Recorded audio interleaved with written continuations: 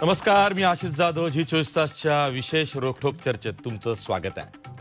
अमेरिकेचे 46वे राष्ट्राध्यक्ष म्हणून जो बायडन हे विजयी झालेले आहेत. हो नाही म्हणत अमेरिकेचा कौल आला.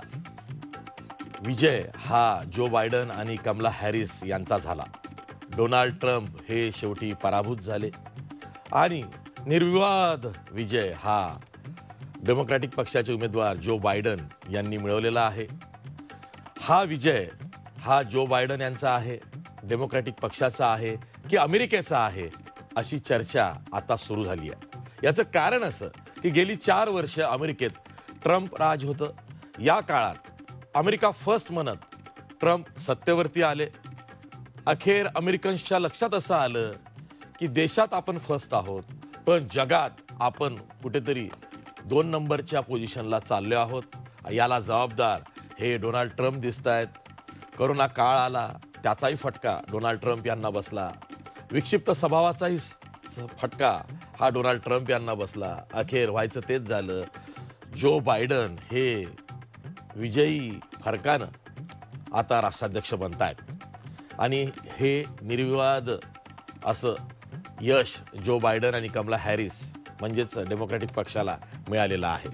रिपब्लिकन पक्षाचे उमेदवार मावळते राष्ट्राध्यक्ष डोनाल्ड ट्रम्प यांचा पराभव झालेला आहे. त्यावरच आपल्याला चर्चा करायची आहे की हा जो विजय आहे हा नेमका कोणाचा आहे, कशासाठी आहे आणि या विजयाचा किंवा या सत्तांतराचा जगावरती काय परिणाम होणार आहे.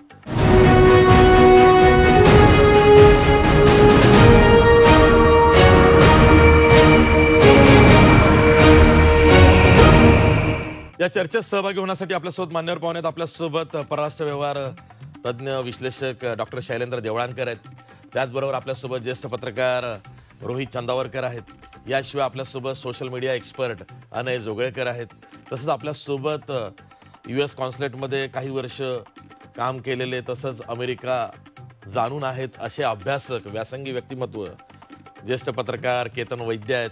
मी सर्वांचं या चर्चेत स्वागत करतो आणि आज सुरुवातीलाच मी ज्येष्ठत्वाचा मान म्हणून रोहित चंदावरकर यांच्याकडे जातोय. रोहित आणि माझे जुने सहकारी पण आहेत, त्यामुळे पण मी त्यांच्याकडे जातोय. रोहित चंदावरकर, गेल्या काही दिवसात मी तुमच्या व्हॉट्सअप पोस्ट वाचतोय. म्हणजे भारतीयांना अमेरिकन इलेक्शन विषयी किती क्युरिओसिटी असावी, तर त्याचं जिवंत उदाहरण मला तुमच्यात दिसलेलं आहे. तुम्ही प्रत्येक घडामोड नुसते टिपत नव्हतात, तर त्यावरती तुम्ही स्वतःचं म्हणणं मांडत होतात. ज्या ज्या ग्रुपमध्ये आपण आहोत त्या त्या ग्रुपमध्ये तुम्ही भेडसावून टाकत होतात. आता म्हणून मी तुम्हाला विचारतोय की हेच अपेक्षित होतं तुम्हाला?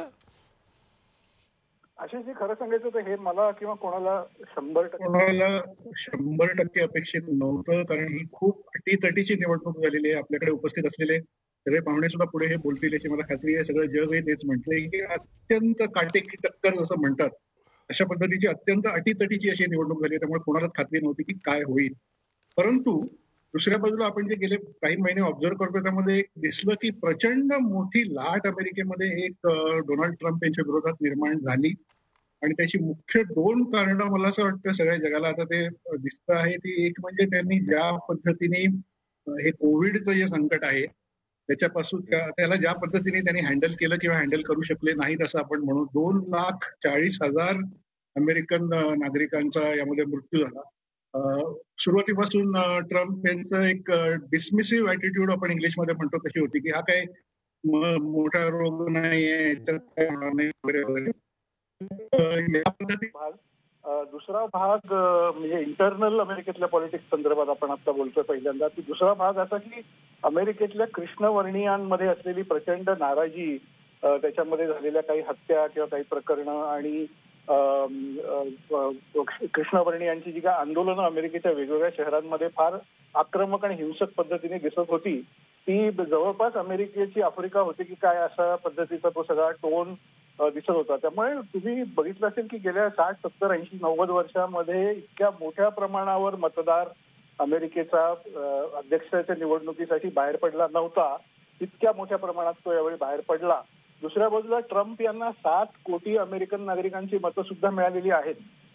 एका बाजूला त्यांच्याबद्दल नाराजी जरी असली तरी दुसऱ्या बाजूला एक मोठा कॉन्झर्वेटिव्ह ज्याला विचारांचा आपण म्हणतो रिपब्लिकन पार्टीचा एक मोठा ग्रुप की तो मात्र हे राईट विंग सगळं पॉलिटिक्स त्यांचं पुढे नेत होता आणि हे म्हणत होता की ट्रम्पच अमेरिकेला पुन्हा महान करू इच्छितील. त्यामुळे तुम्ही जो मुद्दा मांडला की ही खूप इंटरेस्टिंग सगळ्या जगाच्या दृष्टीने निवडणूक आहे. विचार करा की 22-24 ट्रिलियन डॉलरची इकॉनॉमी आहे आणि इंग्लिशमध्ये म्हणतात की अमेरिकेला जर सर्दी झाली किंवा अमेरिका जर शिंकली, अमेरिकेची इकॉनॉमी जर शिंकली, अमेरिकेला सर्दी होऊन, तर सगळ्या जगाला ताप येतो. इतकं ते अमेरिकेच्या इकॉनॉमीचा सगळ्या जगावर परिणाम आहे आणि होत राहतो किंवा गेल्या असंख्य वर्षात झालेला आहे. त्यामुळे मला असं वाटतं की ह्या निवडणुकीत कोण जिंकेल याच्याकडे भारतातलेच नाही, जगातले सगळे पत्रकार, सगळे माध्यमकर्मी, सगळे अभ्यासक, सगळे प्राध्यापक याचे पॉलिटिकल सायन्सचे सगळे खूप बारीक नजर ठेवून होते की इथे काय होतं. आणि प्रचंड मोठा फरक आता पुढे आपले वक्ते सगळे मांडतील त्या पद्धतीने तो फरक असा आहे की ट्रम्प यांनी एक वेगळ्याच दिशेला सगळं पॉलिटिक्स अमेरिकेचं जागतिक, आता आपण बघू बाहेरचं जे एक्सटर्नल त्यांचं पॉलिटिक्स ते वेगळ्याच दिशेला नेलं असा एक आरोप त्यांच्यावर होतो.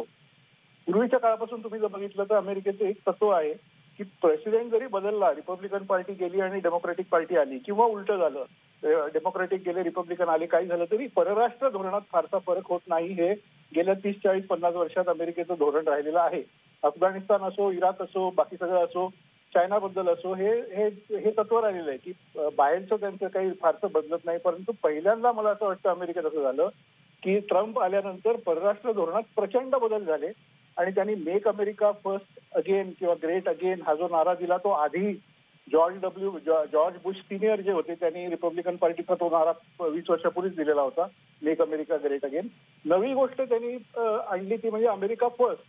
अमेरिका फर्स्ट मध्ये त्यांनी हे सुरू केलं की आम्हाला WHO ला फंडिंग द्यायचं नाही, पैसे वाया घालवायचे नाहीत, आम्हाला नेटो मध्ये फार खर्च करायचा नाही, आम्हाला एक जागतिक लिडरशिप जी अमेरिकेकडे मिलिटरीच्या बाबतीत किंवा इकॉनॉमीच्या बाबतीत, स्ट्रॅटेजीच्या बाबतीत होती, त्या लिडरशिपसाठी जो खर्च केला जात होता त्या खर्चामुळे अमेरिकेच्या इकॉनॉमीवर परिणाम होतो. त्यामुळे तो खर्च आम्ही करणार नाही.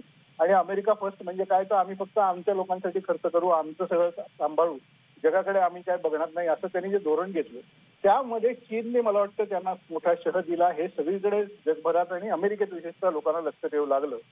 त्यामुळे मला वाटतं की आता तो बदल पुन्हा एकदा डेमोक्रॅटिक पक्ष आल्यानंतर अमेरिकेला महान बनवायचं तर आहेच, पण जगाची पण लिडरशिप आपण आपल्याकडे घेऊ असं एक धोरण किंवा पुन्हा एकदा घेऊ असं एक धोरण डेमोक्रॅटिक पक्ष चालवेल असं मला आणि सगळ्यांना वाटतंय.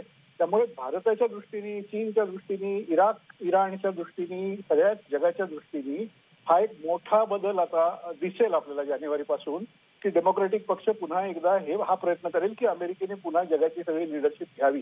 त्यामुळे थोडक्यात समराईज करायचं तर दोन कारणं ही, एक तर कोविडचं हँडलिंग किंवा त्याच्यातलं फेल्युअर, दुसरं म्हणजे अमेरिकेतलं कृष्णवर्णियांचं जे आंदोलन आणि व्हाईट लाईव्स मॅटर हे जे आंदोलन, ब्लॅक लाईव्स मॅटर हे जे आंदोलन मोठं झालं, त्यात एक व्हाईट वर्सेस ब्लॅक असा जो हे झाला तो भाग, या दोन कारणांमुळे ही सगळी लाट आली. हा पहिला भाग.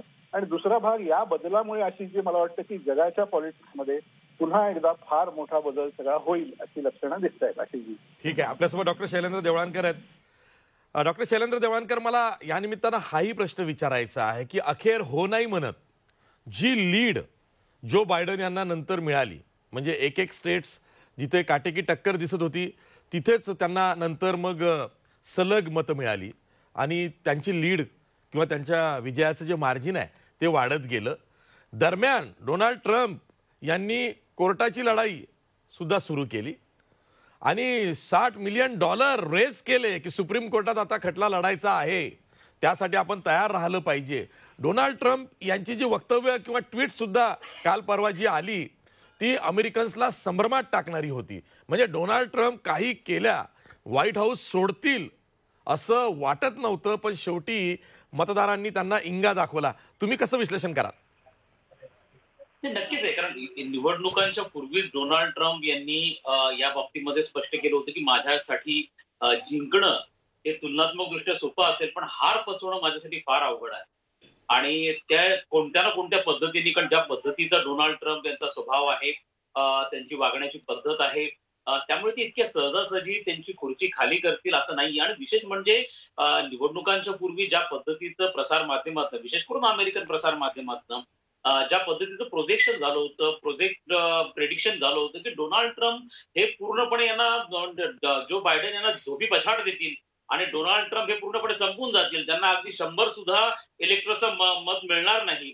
हे तसं नाही राहिलं. जवळपास 213 इलेक्टरचं मत त्यांना मिळणं हा देखील एक महत्वाचा भाग आहे. म्हणजे ट्रम्पला मानणारा, त्यांची स्वतःची कॉन्स्टिट्युएन्सी असणारा किंवा ट्रम्पच्या विचारधारेनुसार पुढे जाणारा, आणि ज्याचा आता रोहितजींनी उल्लेख केला की एक फार मोठा वर्ग, जसं तो ईस्टर्न आणि वेस्टर्न कोस्ट मधला जो कॉन्टिनेंटल अमेरिका आहे, जो बायबल बेल्ट म्हणून ओळखला जातो, जो ट्रॅडिशनली रिपब्लिकन पक्षाचा बालेकिल्ला मानला जातो आणि ज्यांनी यापूर्वी देखील अनेक क्रायसिस सिच्युएशन मध्ये ज्या ज्या वेळेला रिपब्लिकन कॅन्डिडेट क्रायसिस मध्ये आले आणि ज्या ज्या वेळेला स्टँड घ्यायची वेळ आली, प्रामुख्याने जो इस्लामिक दहशतवाद आहे, इंटरनॅशनल टेररिझमच्या बाबतीमधला जेव्हा 9/11चा अटॅक झाला, तेव्हा ह्याच कॉन्टिनेंटल बेल्टने अत्यंत डिसायसिव्ह भूमिका ही पार पाडलेली होती. तो पुन्हा एकदा आलेला होता, कारण अमेरिका फर्स्ट त्यांचं नारा आहे, कारण चीनला कशा पद्धतीने काउंटर करणं हा एक भाग असेल.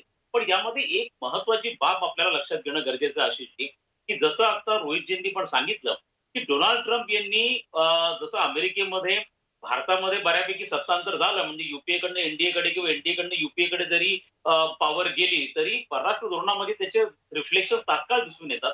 अमेरिकेमध्ये तसा प्रकार नसतो, परंतु ट्रम्पच्या काळामध्ये हे तुम्हाला प्रामुख्याने दिसून आलं. विशेष म्हणजे अमेरिकेचं जे शीतयुद्धोत्तर परराष्ट्र धोरण आहे याची प्रामुख्याने 3 महत्वाची उद्दिष्ट होती आणि ती उद्दिष्ट बिल क्लिंटन पासून तर अगदी बराक ओबामांपर्यंत त्याच्यामध्ये सातत्य आपल्याला दिसून येतं. त्यातलं जे पहिलं उद्दिष्ट होतं ते म्हणजे America regional balance of power आणि ग्लोबल बॅलन्स ऑफ पॉवर हे मेंटेन ठेवण्यासाठी सातत्याने प्रभावी भूमिका, त्याला इंटरव्हेन्शनिस्ट अप्रोच असं म्हणतो, ती भूमिका प्ले करेल. मग अगदी तो नॉर्थ ईस्ट एशिया असेल, साऊथ ईस्ट एशिया असेल, साऊथ एशिया असेल, सेंट्रल एशिया असेल, आखात असेल, युरोप असेल, आफ्रिका असेल, या सगळ्या ठिकाणी अमेरिकेचं एक इंटरव्हेन्शन होता. कारण अमेरिका एक रिजनल बॅलन्स ऑफ पॉवर, समतोल, प्रादेशिक समतोल साधायचा आहे. कारण असं होतं की अमेरिकेचे जे ट्रेड इंटरेस्ट आहे, अमेरिकेचे जे सिक्युरिटी इंटरेस्ट आहेत, हे अचीव्ह करण्यासाठी हा बॅलन्स त्यांना मेंटेन ठेवणं गरजेचं होतं. हा बॅलन्स डिस्टर्ब करणारा कुठेतरी सद्दाम हुसेन आला, म्हणून सद्दाम हुसेनला काढण्यासाठी तिने अख्खी ताकद लावली. हा बॅलन्स डिस्टर्ब करणारा कुठे ओसामा बिन लादेन आला, त्यासाठी तिने अख्खी ताकद लावली. हाच प्रकार आता इराणच्या बाबतीमध्ये घडतो आहे. इराण कुठेतरी त्यांना चॅलेंज करण्याचा प्रयत्न करतो, तर इराणच्या विरुद्ध इस्रायल आणि सुन्नी देश यांना एकत्र आणण्याचं काम देखील ट्रम्पने केलं आणि इराणला थोडंसं बाजूला आयसोलेट केलं पूर्ण आखाताच्या पॉलिटिक्समध्ये. त्यामुळे एक पहिला उद्देश होता की रिजनल आणि global balance of power maintain ठेवणं, आणि त्यासाठी अमेरिकेने असंख्य मिलिटरी बेसेस तयार केले होते. मोठ्या प्रमाणावरती ओव्हरसीज डिप्लॉयमेंट त्यांच्या होत्या. इव्हन ओकिनावामध्ये, जपानचं जे ओकिनावा बेट आहे तिथं अजूनही अमेरिकेचे 43,000 सैन्य आहे आणि त्यांच्यावरती साधारणतः $2 ते $3 बिलियन खर्च होतो. हा खर्च ते करत होते. त्यामुळे ही जी इन्व्हॉल्वमेंट होती अमेरिकेची ग्लोबल पॉलिटिक्समुळे, त्यामुळे अमेरिकेचा वरचष्मा हा सातत्याने जागतिक राजकारणामध्ये होता. डोनाल्ड ट्रम्पने आपल्या इलेक्शन 2016च्या इलेक्शन कॅम्पेनमध्ये ते सांगितलेलं होतं की जपानच्या रक्षणाची जबाबदारी आम्ही कशाला घ्यायची, हे जपानने जपानचं बघावं. असं करत त्यांनी सगळ्यात पहिले ट्रान्स पॅसिफिक पार्टनरशिप असेल त्याच्यामधनं विड्रॉ केलं. अनेक मल्टीलॅटरल अग्रीमेंट्स आहेत त्याच्यामधनं विड्रॉ करायला सुरुवात केली आणि तिथं जिथनं अमेरिकेने विड्रॉ केलं त्या ठिकाणी जे व्हॅक्युम झालं ते व्हॅक्युम चायनाने फिलअप केले. याचं तुम्हाला एक छोटंसं उदाहरण मी देतो. WHO म्हणजे विश्व आरोग्य संघटनेमधनं अमेरिकेने विड्रॉ केलं. अमेरिकेच्या खालोखाल WHO ला फंडिंग करणारा चीन हा सेकंड लार्जेस्ट डोनर आहे आणि आता तो पुढे जाणार. आजही युनायटेड नेशनच्या ज्या एकूण सगळ्या 15 महत्वाच्या समित्या आहेत त्यापैकी 7 समित्यांचं अध्यक्षपद चायनाकडे आहे आणि चायना सातत्याने ते प्रयत्नशील करतो. चायना युनायटेड नेशनला टेक ओव्हर करण्याचा प्रयत्न करतो आहे. हे का घडतं आहे? पण डोनाल्ड ट्रम्प यांचं जागतिक राजकारणामध्ये विड्रॉ करण्यात, आणि याच्यामुळे काय झालं की अमेरिकन लोकांची एक ट्रॅडिशनल सायकी आहे की America is always fast, America जागतिक राजकारणामध्ये पहिला राहायला पाहिजे आणि त्यासाठी शीतयुद्ध झालं. तिने सोव्हिएत महासंघाला पुढे येऊच दिलं नाही आणि हा जो प्रकार आहे. पण आता परिस्थिती वेगळी दिसते. आता तुम्हाला चीन कुठेतरी अमेरिकेला ओव्हरटेक करताना दिसतो, तो पुढे येताना दिसतोय आणि ज्या ताकदीने चीन पुढे येतो आहे, मग त्यांचा one belt one road initiative असेल, ज्या पद्धतीने चीनकडनं साधारणतः $500 बिलियन कर्ज ही गेल्या 7-8 वर्षांमध्ये आफ्रिकन देशांना आणि अनेक एशियन देशांना दिली गेली, जे अमेरिकेच्या कितीतरी पटीने जास्त आहे.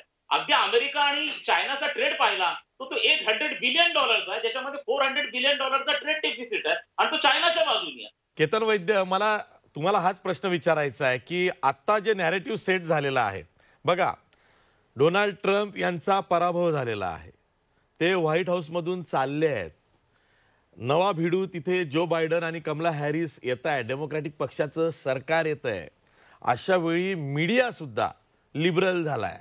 एकाएकी आजच्या ज्या हेडलाईन्स आहेत अनेक वृत्तपत्रांच्या, विशेषतः इंग्रजी वृत्तपत्रांच्या, त्या बघण्यालायक आहेत.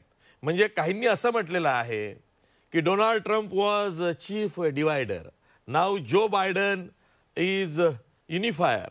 तर म्हणजे डोनाल्ड ट्रम्प यांनी लोकांना फोडण्याचं किंवा तोडण्याचं काम केलं, तर आता जो बायडन हे लोकांना जोडण्याचं काम करतील. तर हे जे नॅरेटिव्ह सेट झालेलं आहे त्यामधून जो बायडन यांच्या समोर सुद्धा मोठं आव्हान आहे.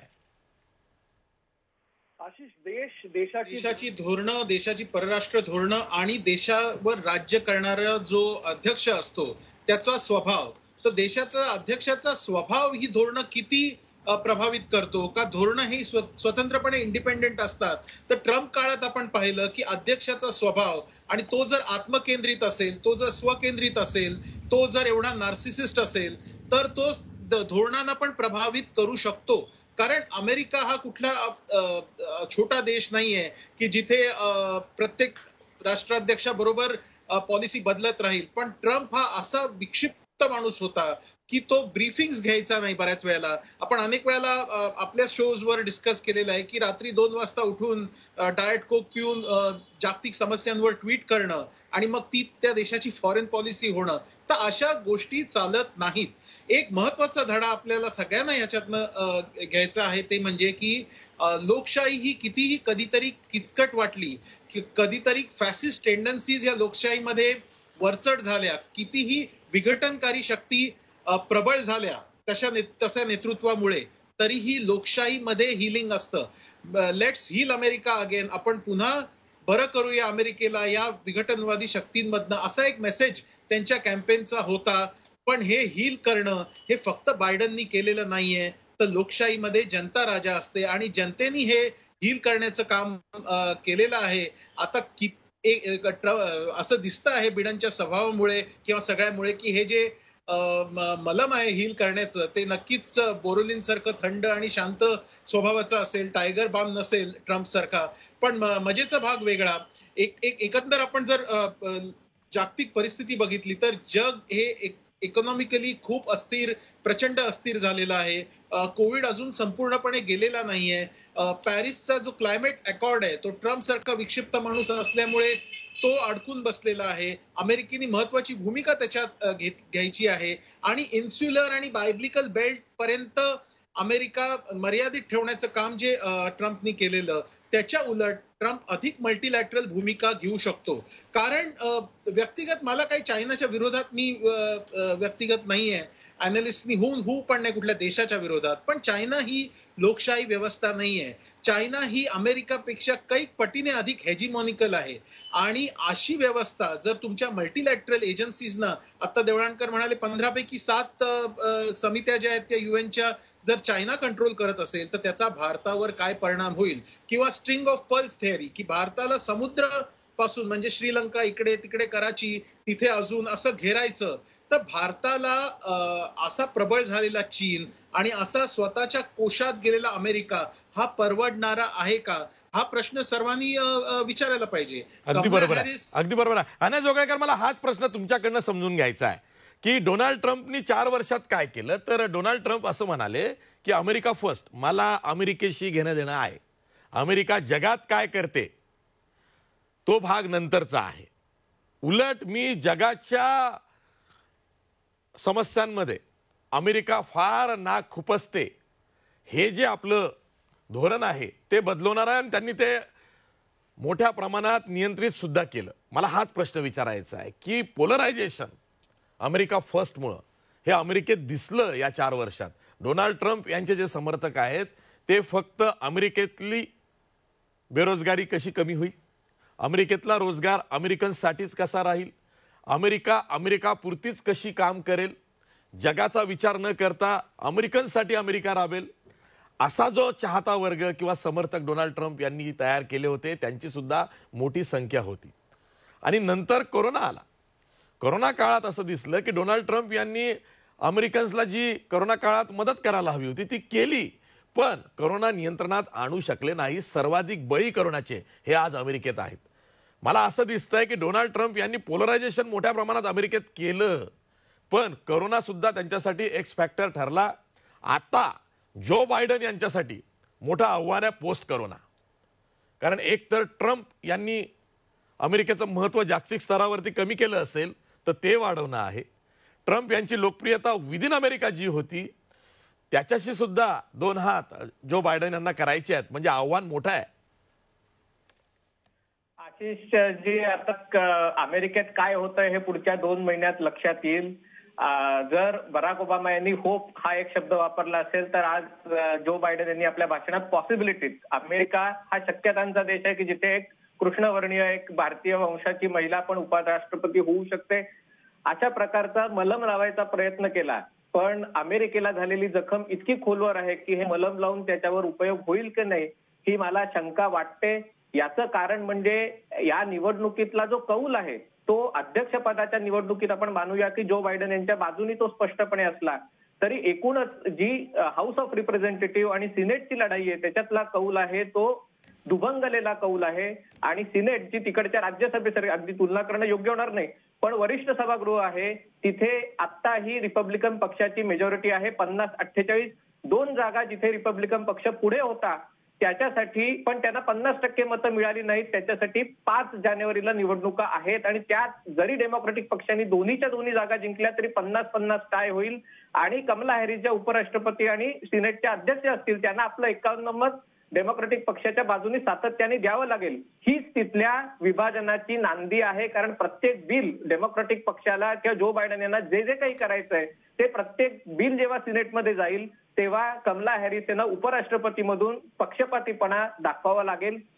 आत्ताची जी डेमोक्रेटिक पक्षाची अवस्था आहे ती एका अर्थाने मी म्हणेन 2004 साली जेव्हा एनडीए सरकार हरलं आणि युपीए सरकार जिंकून आलं, म्हणजे अर्थात ती कोलिशन आणि याचं कंपॅरिझन करता येणार नाही पण त्या सरकारमध्ये जसा 60 सदस्यांचा कम्युनिस्ट ब्लॉक होता तसं जो बायडन यांच्या सरकारमध्ये एक अतिशय डाव्या समाजवादी विचारसरणीचा एक मोठा ग्रुप आहे. आणि कालपासूनच आपण बघितलं तर हा ग्रुप ऍक्टिव्ह झालाय.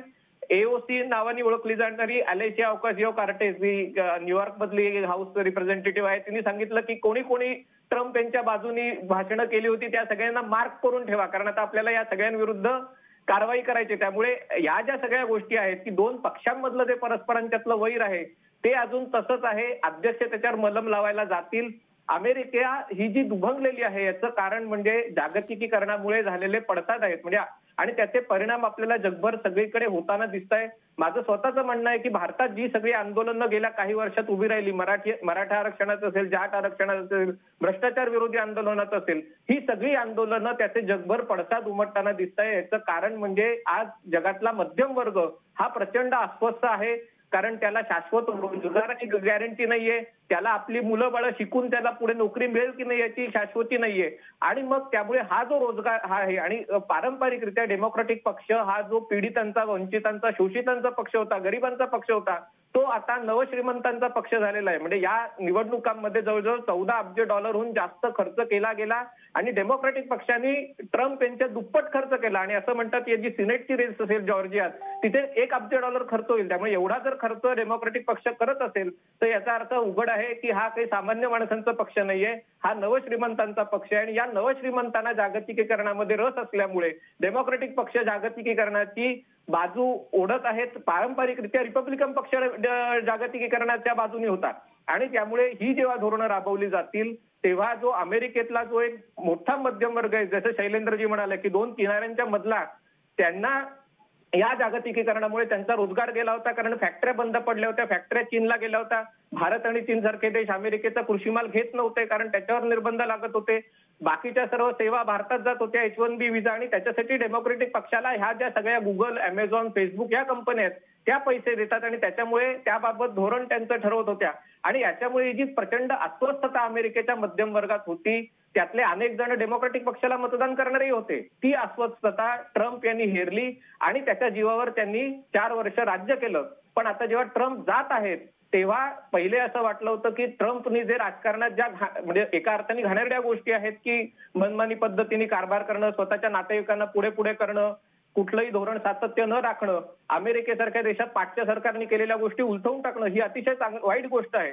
या सर्व गोष्टी त्यांच्या बरोबर राजकारणातून दूर जातील. तर आता तरी असं वाटत नाहीये की या गोष्टी दूर जातील आणि त्याच्यामुळे मला असं वाटतं 5 जानेवारीला जॉर्जियाच्या सिनेट रेसमध्ये काय होतं त्याच्यावर बऱ्याच गोष्टी अवलंबून आहेत. तिथे माझी अपेक्षा आहे की डेमोक्रॅटिक पक्षाला बहुमत विजय मिळावा, कारण भारतासाठी एक स्थिर आणि खंबीर अमेरिकन सरकार चांगलं आहे. ते ट्रम्पचं असो वा बायडनचं असो. आणि त्यामुळे जर सिनेट आणि हाऊसमध्ये दोन्ही ठिकाणी डेमोक्रॅटिक पक्षाला बहुमत मिळालं तरच बायडन हे सशक्त अध्यक्ष म्हणून उभे राहू शकतील. नाही तर पहिली 2 वर्ष त्यांची अंतर्गत संघर्षात जातील आणि जरी त्यांची जागतिकीकरण आणि जगाचं नेतृत्व करायची इच्छा असली तरी देखील त्यांचा सर्व वेळ हा अमेरिकेतल्या अंतर्गत राजकारणात डेमोक्रॅटिक पक्षाला पुढे आणण्यात जाईल. आणि ही 2 वर्ष अतिशय आवश्यक आहेत, कारण जे आव्हान चीनने उभं केलेलं आहे आणि जे आव्हान कोविड-19 आणि तंत्रज्ञान अनेक पर्यावरण या सगळ्या विषयात उभं केलेलं आहे आणि त्याचं जर नेतृत्व अमेरिकेला करायचं असेल तर जो बायडन त्यांच्या पाठी खंबीर बहुमत असणं आवश्यक आहे. ते अजूनही निश्चित नाहीये, ते आपल्याला 5 जानेवारीला कळेल. अगदी बरोबर आहे. आपण एक ब्रेक घेणार आहोत. ब्रेक नंतर अमेरिकेच्या ज्या उपराष्ट्राध्यक्षा कमला हॅरिस बनलेल्या आहेत त्यांच्याविषयी सुद्धा चर्चा करणार आहोत. कारण एक तर मूळ भारतीय वंशाच्या कमला हॅरिस ह्या अमेरिकेच्या पहिल्या कृष्णवर्णीय उपराष्ट्राध्यक्षा बनतायत. कदाचित पुढे 2024 आणि त्यानंतर त्या राष्ट्राध्यक्ष पदासाठी सुद्धा क्लेम करू शकतील जर का त्यांच्या पक्षानं ठरवलं तर. ही एक खूप मोठी संधी जागतिक पटलावरती मूळ भारतीय असलेल्या एका महिलेला मिळालेली आहे. हा एक विषय आहे. आणि दुसरं म्हणजे अमेरिकेत जे सत्तांतर झालेलं आहे त्याचा भारताला परराष्ट्र धोरणामध्ये किती फायदा होईल. अमेरिका हा भारताचा मित्र आहे, पण तो पुढे किती साथ देईल, कशा पद्धतीनं भारताशी वागेल, यावर सुद्धा आपल्याला चर्चा करायची आहे. पुन्हा भेटूया ब्रेक.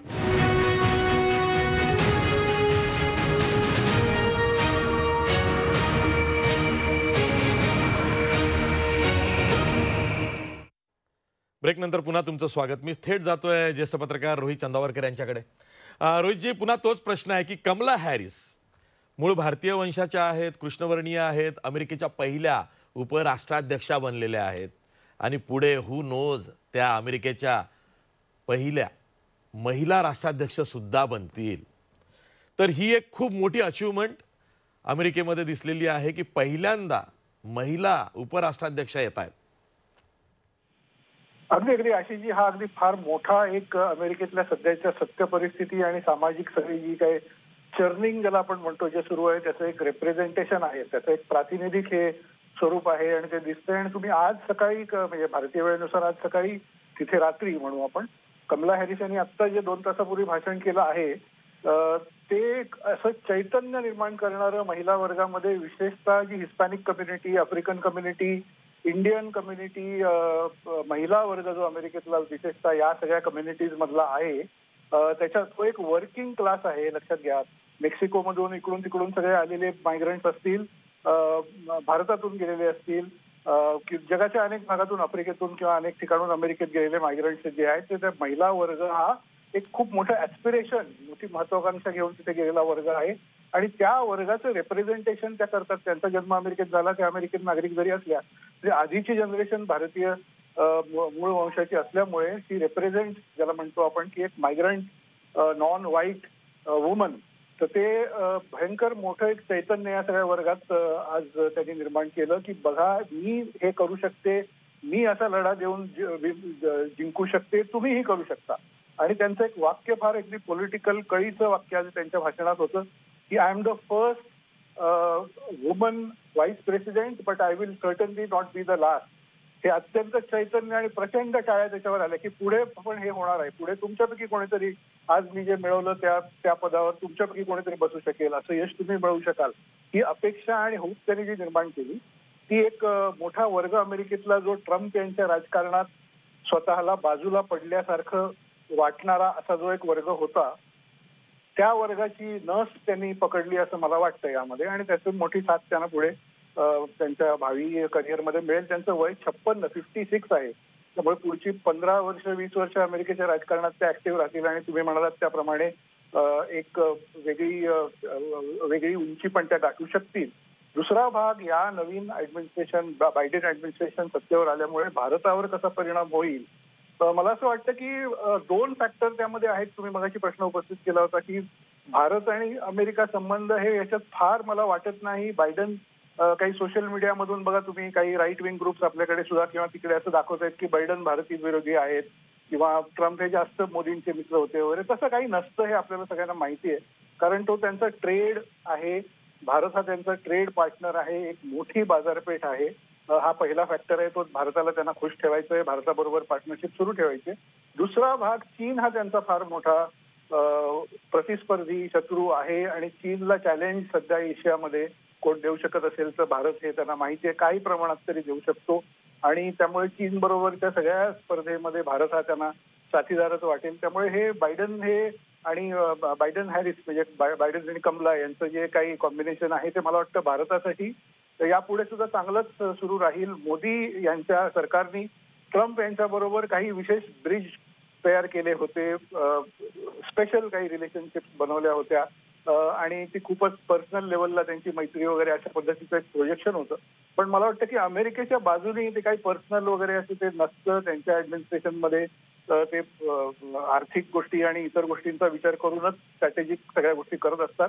तर भारतासारखा मोठा एक जागतिक पटलावरचा एक खेळाडू म्हणून आपण आर्थिक याच्यामधला त्याच्याशी चांगले संबंध अमेरिकेला ठेवायचेच आहेत. त्यामुळे H1B व्हिसा सारखे विषय असतील किंवा बाकीचे विषय असतील त्यामध्ये मला वाटतं की पुढे संबंध अधिक सुधारण्याला भरपूर वाव आहे. आशिषजी, ठीक आहे. केतन वैद्य, मला एक वेगळा प्रश्न या निमित्तानं हाही विचारायचा आहे की कमला हॅरिस ह्या अमेरिका जी सर्वात जुनी सशक्त अशी लोकशाही आहे किंवा लोकशाही प्रधान देश आहे, तिथे इतक्या उशिरा महिला उपराष्ट्राध्यक्ष मिळणे आणि त्याच्या उलट सिरिमाओ भंडारे नायके असतील किंवा इंदिरा गांधी असतील, मार्गारेट थॅचर असतील, हे इतर देशांमध्ये पहिल्यांदा महिला राष्ट्रप्रमुख झाल्या. तर त्या दृष्टीनं कमला हॅरिस यांचं महत्त्व मोठं आहे आणि अमेरिकेसाठी जी सर्वात जुनी आणि सशक्त लोकशाही आपण म्हणतो तिथे तर मग हे खूप उशिरा झालेला आहे. हा सुद्धा एक फरक या निवडणुकीच्या निमित्तानं दिलेला आहे. म्हणजे जर का ट्रम्प गेले अशी जर का हेडलाईन असेल तर मग कमला हॅरिस ह्या पहिल्यांदा अमेरिकेला महिला उपराष्ट्राध्यक्ष मिळाल्या, ही सुद्धा दुसरी हेडलाईन आहे. नाही, हा बदल तसा अमेरिकेसाठी उशिराच झाला. पण नुसतं दाखवून की साऊथ एशियन कंट्रीजमध्ये महिला, इंदिरा गांधी असतील, बंदरनायके असतील किंवा श्रीलंकेमधले अध्यक्ष किंवा बेनझीर भुट्टो हे उदाहरण असेल, तर असं दाखवून जर आपल्याला दाखवायचं असेल की आपण आपल्यामध्ये आपण आपल्या महिलांना अधिक प्राधान्य देतोय किंवा आपण अधिक पुरुष केंद्रित आहोत, तर असं नाहीये. एक अध्यक्ष होणं एक बाब आहे आणि दुसरं तो समाज जो आहे तिथे महिला स्वतंत्र किती फील करतात किंवा किती स्वतःचं अभिव्यक्ती स्वातंत्र्य त्यांना मिळतं आणि या समाजात किती मिळतं. परवा एक व्हिडिओ बघितला जिथे एक बाई सांगत होती की आमच्यासाठी राजपूत महिलांसाठी तो पदर घेणं किती महत्वाचं आहे वगैरे. तर त्यामुळे आपल्याला कोसो दूर या बाबतीत जायचं आहे. पण एक आशावाद हा जरूर आहे की रोज मी जेव्हा प्रशासनात काम करत होतो 6.5 वर्ष, तेव्हा अनेक इंडियन स्टुडंट्स आणि अनेक गर्ल स्टुडंट्स यांना अमेरिकेत शिकायचं असायचं आणि 1 लाख विद्यार्थी जवळजवळ भारतातले अमेरिकेत शिकायला जातात आणि थोड्याशा फरकाने फक्त चीन आपल्या पुढे आहे. म्हणजे जगात सर्वात अधिक विद्यार्थी जर कुठल्या विद्यापीठांमध्ये शिकायला जात असतील कुठल्या देशातनं, तर ते भारतामधून अमेरिकेत शिकायला जातात. परराष्ट्र धोरण मला असं वाटतं की थोडासा आय बॅक टू डिफर रोहितजींनी जे सांगितलं की भारताचा जो ट्रेड, जागतिक ट्रेडमध्ये हिस्सा जो आहे तो फक्त 2.5% हा आहे आणि चायनाला विकल्प म्हणून बघणं किंवा चायनाला ऑप्शन म्हणून बघणं हे ठीक आहे एका अर्थी, कारण आपण डेमोक्रेसी आहोत, आपल्यामध्ये संबंध होते. पण ट्रम्प आणि मोदी हे अत्यंत व्यक्ती केंद्रित लोक होती. 85 कोटी फक्त इगो पॉलिशिंगचं एक इव्हेंट अहमदाबादमध्ये भरवण्यासाठी देशाचे खर्च केले गेले आणि तिकडे धनाढ्य भारतीय जे आहेत ते हौडी मोदी इव्हेंट ऑर्गनाईज करत होते. तर मोदींना आपण कधीतरी कठीण प्रश्न विचारणार आहोत की नाही, कारण त्या 85 कोटींचं काय झालं. तिकडे जाऊन त्यांनी H1B व्हिसांवर प्रतिबंध आणले. ते 4-5 महिने उरलेले, हे निश्चित नव्हतं की ट्रम्प येतील की नाही. मग एवढा टॅक्स पेअरचा मनी आपण खर्च करून त्याच्या बदल्यात काय मिळालं. तर जे बायडन जे आहेत ते रिअल पॉलिटिकमध्ये विश्वास ठेवणारे आहेत, ऍक्च्युअल राजकारणात विश्वास ठेवणारे आहेत.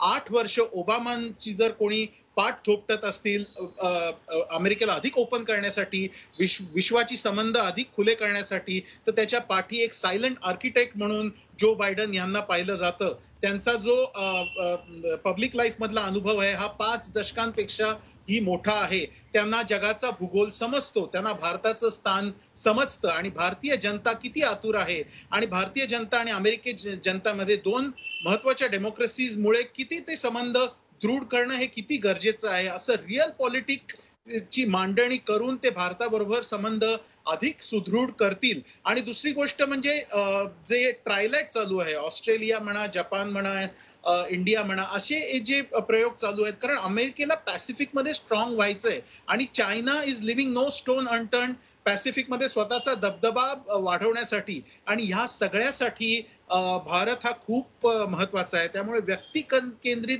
परराष्ट्र धोरणापासून पुन्हा एकदा प्रोफेशनली, सिस्टमॅटिकली जे अमेरिकेचं परराष्ट्र धोरण होतं त्याकडे पुन्हा अमेरिका वाटचाल करेल आणि एक सर्वांना एकत्र घेऊन जाण्याची एक पद्धत जो बायडन यांची दिसते. वैयक्तिक त्यांच्या अनेक ट्रॅजेडीज आज मी बघत होतो की त्यांची एक पर्सनॅलिटी, आपण कमला हॅरिस बद्दल बोलतोय, एकच मिनिटं घेतो आशिष. जो बायडन यांची जे पहिली त्यांची बायको होती, तर तिचा आणि त्याच्या मुलीचा एक खूप वाईट अपघात झाला. त्या अपघातातनं ते सावरले आणि मग दुसरं लग्न त्यांनी केलं आणि त्यांचा जो पहिला मुलगा होता तो 45व्या वर्षी कॅन्सरनी गेला. ते लहान असताना त्यांना स्टटरिंगचा प्रॉब्लेम होता. ते एक मिडल क्लास मधनं आलेले आहेत. ते मुद्दाम मुलांसाठी डेलावेअर मध्ये राहिले आणि डेलावेअर टू वॉशिंग्टन हा मोठा ट्रेन प्रवास ते करायचे. त्यामुळे त्यांना ॲम्ट्रॅक बायडन असं पण म्हटलं जायचं.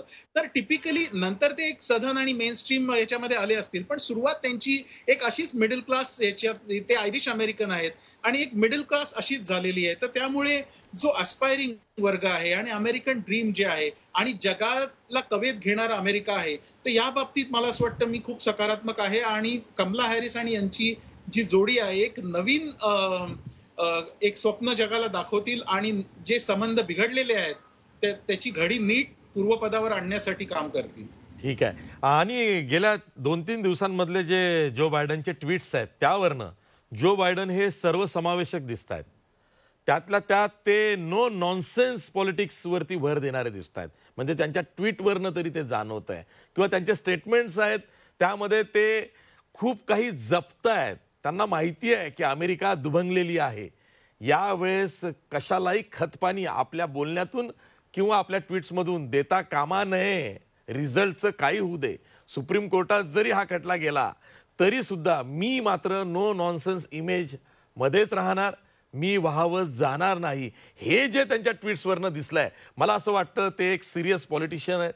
त्यांना माहिती आहे की त्यांचा जॉब काय आहे आणि पुढे त्यांच्या समोर कशी आव्हानं आहेत ती सुद्धा आपल्याला बघायची आहेत. मी डॉक्टर शैलेंद्र देवळानकर यांच्याकडे जातोय.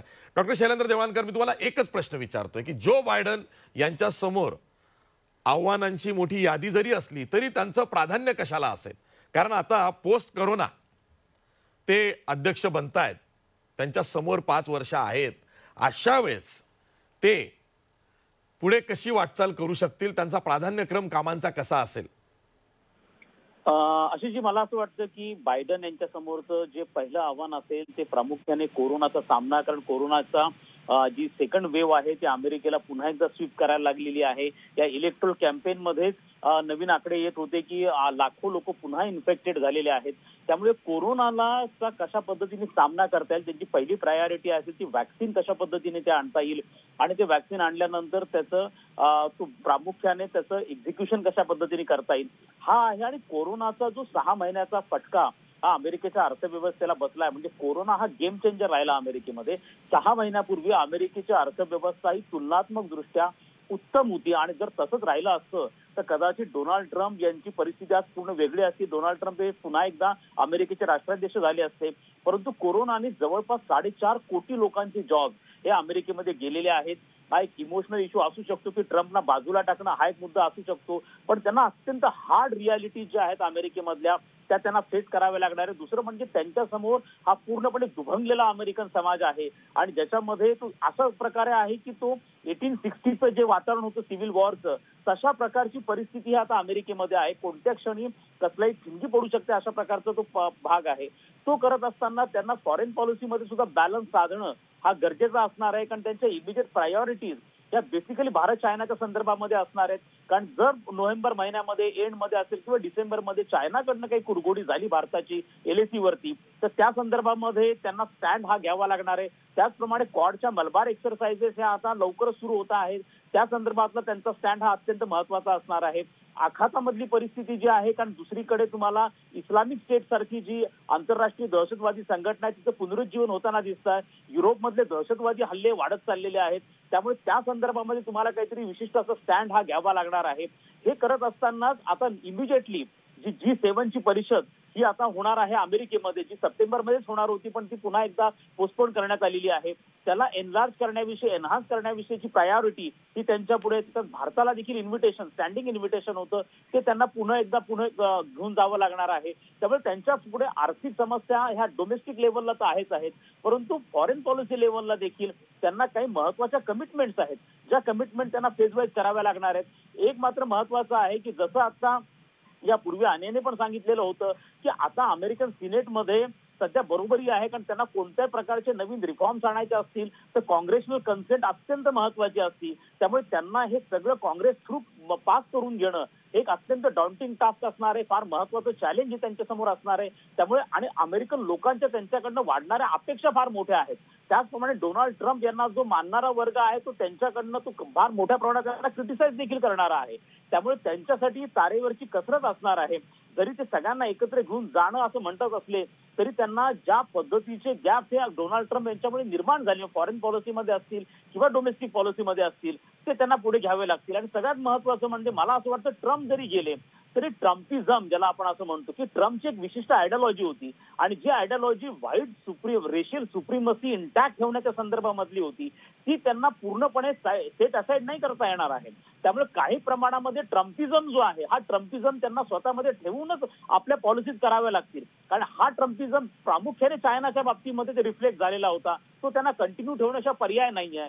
एशिया पॅसिफिक आणि एशिया पॅसिफिकमध्ये त्यांचेच प्रेडिसेसर बराक ओबामा यांची अत्यंत अँबिशियस पिव्हॉट टू एशिया सारखी योजना होती, जी बराक ओबामा पूर्ण करू शकले नाहीत. ज्याच्या अंतर्गत अमेरिकेचं जवळपास 30% नेव्ही त्यांना एशिया पॅसिफिकमध्ये आणायची होती. त्यामुळे त्यांना त्याही चॅलेंजला पूर्ण करणं आहे.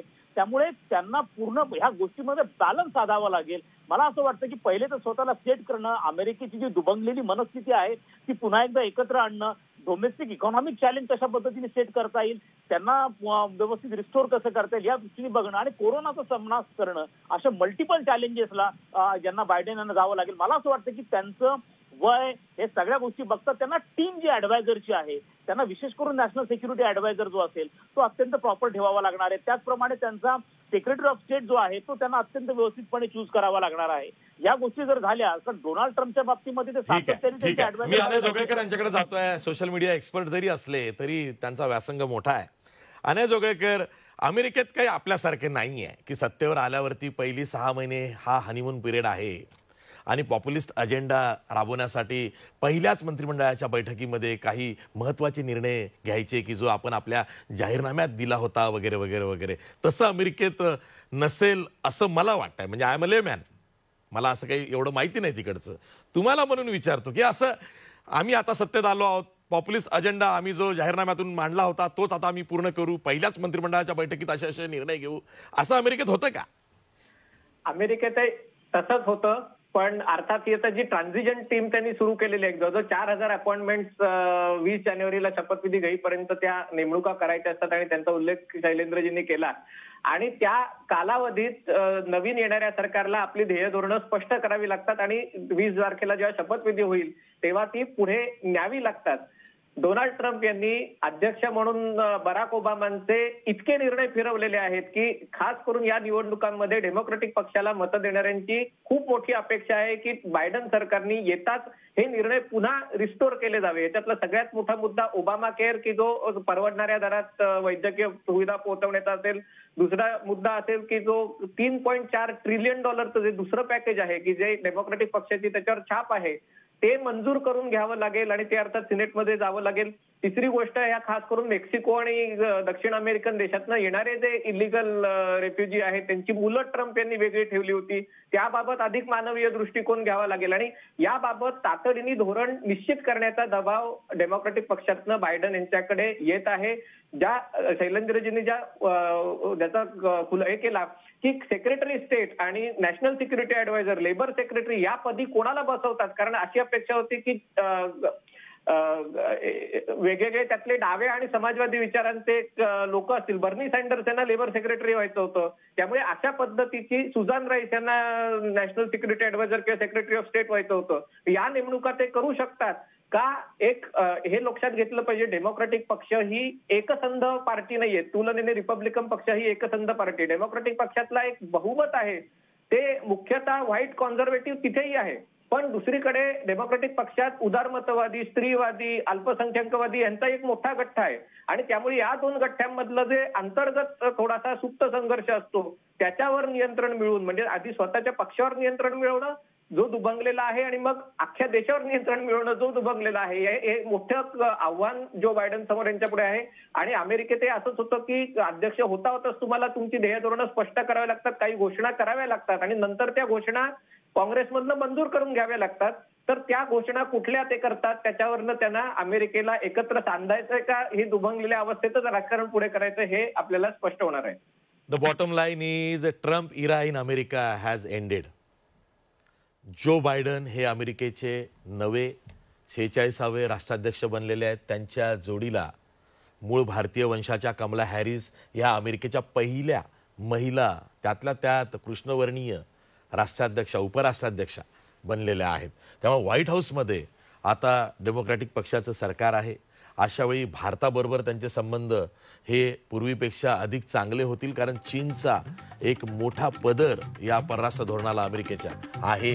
त्यात भारताबरोबर अमेरिकेला जुळवून घ्यावं लागेल, किंबहुना भारताचे काही जे प्रलंबित प्रश्न अमेरिकेबरोबर अलीकडच्या काळात राहिलेले आहेत ते मार्गी लागतील असं अनेकांना वाटतंय. आता बघायचं आहे नेमकं काय होतंय.